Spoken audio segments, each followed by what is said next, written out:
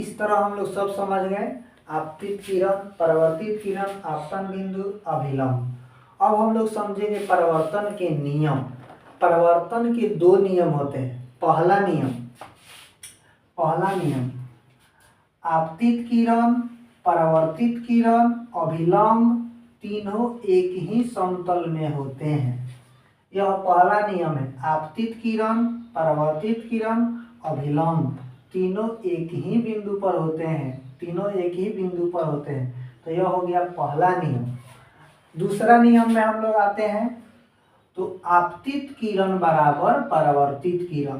आपतित किरण परावर्तित किरण के बराबर होता है, अर्थात कोई प्रकाश की किरणें 45 डिग्री के कोण पर आ रही है तो परावर्तन 45 डिग्री पर ही होगी। कोई प्रकाश की किरणें 30 डिग्री पर आ रही है तो परावर्तित किरण 30 डिग्री पर ही जाएगी। लेकिन हम लोग समझते हैं कुछ प्रकाश की किरणें 90 डिग्री पर आती है, जैसे हम लोग 90 डिग्री पर आती है तो परावर्तित किरण उसी अभिलंब पर होते हुए जाती है, तो यह परावर्तित किरण 0 डिग्री होता है। अभिलंब पर अथवा 90 डिग्री पर आपतित किरण 0 डिग्री पर परावर्तित होती है। इस तरह हम लोग परावर्तन के दो नियम समझे। परावर्तित किरण, प्रकाश का परावर्तन के मतलब प्रकाश जिस माध्यम से आती है किसी वस्तु से टकरा कर उसी माध्यम में लौट जाती है तो उसे परावर्तन कहते हैं।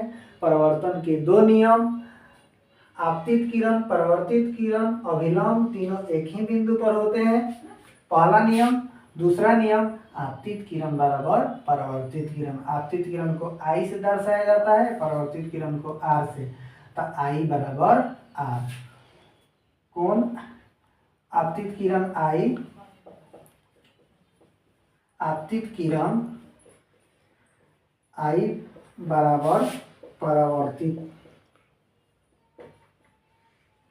किरण R। अब हम लोग समझेंगे पार्श्व परिवर्तन के बारे में। पार्श्व परिवर्तन होता क्या है?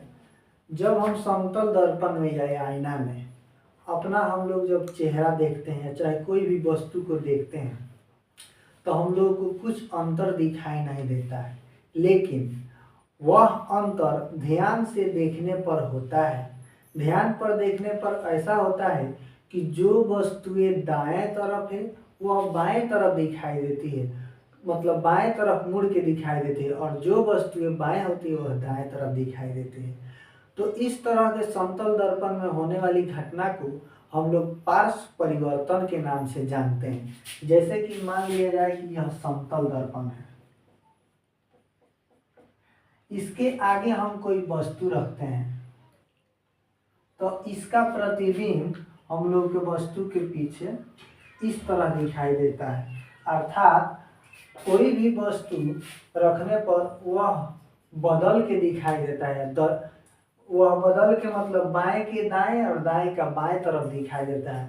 तो इस क्रिया को हम लोग पार्श्व परिवर्तन कहते हैं। पार्श्व परिवर्तन में हम लोग समतल दर्पण को लेते हैं और समतल दर्पण में बनने वाले प्रतिबिंबों पर हम लोग चर्चा करते हैं। समतल दर्पण में कोई भी वस्तु दर्पण के जितने करीब होती है उतना ही करीब उसका प्रतिबिंब उसके पीछे बनता है। पहला, समतल दर्पण में बनने वाला प्रतिबिंब दर्पण के जितने करीब वस्तु होती है उतना ही पीछे करीब बनता है प्रतिबिंब।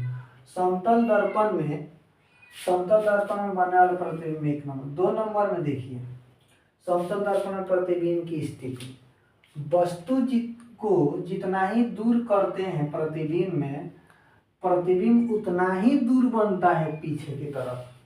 समतल दर्पण में वस्तु को जितना दूर करते हैं प्रतिबिंब उतना ही दूर बनता है, जितना करीब करते हैं उतना ही करीब बनता है। उसके बाद समतल दर्पण में वस्तु की प्रतिबिंब उलट कर दिखाई देती है। तीसरा, समतल दर्पण में प्रतिबिंब हमेशा सीधा बनता है। समतल दर्पण में प्रतिबिंब हमेशा सीधा बनता है। और समतल दर्पण में होता क्या है, समतल दर्पण में वस्तु के बराबर प्रतिबिंब बनता है। ठीक, समतल दर्पण में बनने वाला प्रतिबिंब भी पार्श्व रूप से उल्टा होता है। तो इतना हम लोग समतल दर्पण में बनने वाले प्रतिबिंब के बारे में समझ चुके हैं। पहला, समतल दर्पण में वस्तु जितना करीब होता है प्रतिबिंब उतना ही करीब होता है। दूसरा, समतल दर्पण में वस्तु जितना ही दूर होता है उतना ही प्रतिबिंब दूर बनता है। समतल दर्पण में वस्तु हमेशा उसका प्रतिबिंब सीधा बनता है। चौथा, समतल दर्पण में बना हुआ प्रतिबिंब वस्तु के आकार के बराबर होता है। ठीक, इसका वस्तु के आकार